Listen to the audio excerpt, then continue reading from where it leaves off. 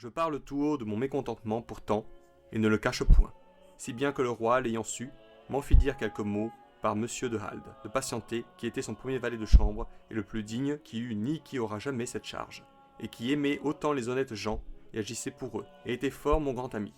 Je dis toujours que j'étais fort serviteur du roi, et rien que cela nous disait. Monsieur frère du roi me fit parler pour que j'entre à son service, car il m'aimait naturellement. Il ne faut point douter que, sans sa mort, je l'eusse suivi. Que maudite soit-elle qui me le ravit, et à d'autres honnêtes gens qui avoient mis sur lui leur confiance comme moi. La ligue se remue. Monsieur de Guise, qui aussi m'aimait fort, m'en parle assez sobrement, sans déclarer contre lui qui il en voulait. Je fus aussi sobre en réponse, mais j'aurais bien voulu tenter ma chance à sa suite. N'était que de longtemps je connaissais le naturel des personnages de cette maison, qui sont prompts à rechercher les personnes et aussi soudains à les quitter quand ils s'en sont servis. Aussi qu'il n'y a de bon que servir les grands royautés. Sur ce, je me résous de vendre tout si peu de biens que j'ai en France, et m'en aller servir ce grand roi d'Espagne, très illustre et noble rémunérateur des services qu'on lui fit, sans aucune opportunité ni sollicitation, mais par son sage avis et juste considération, et son seul mouvement. Et sur ce, je songe et discours en moi, je le propose de le bien servir, car il n'y avait côte ni ville de mer que je susse depuis la Picardie jusqu'à Bayonne, du Languedoc jusqu'à Grasse en Provence, fort la Bretagne que je n'ai jamais guère vue.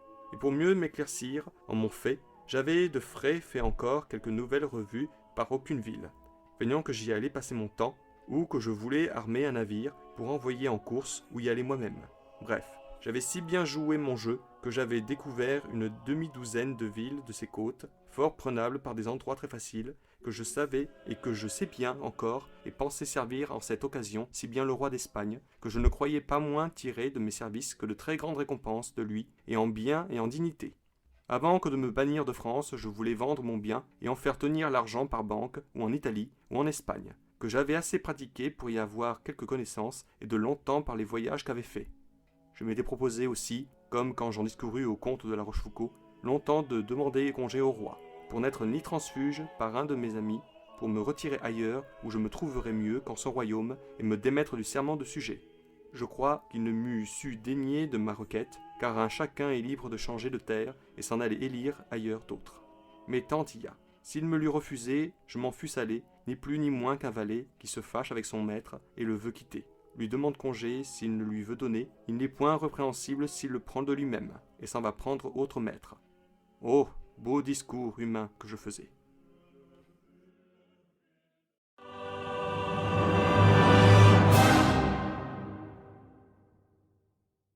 Si vous aussi vous avez apprécié cette vidéo et si vous pensez comme Napoléon, l'histoire est un mensonge que personne ne conteste. Je vous invite à laisser votre avis, liker la vidéo, vous abonner à la chaîne et pourquoi pas partager cette vidéo. Merci.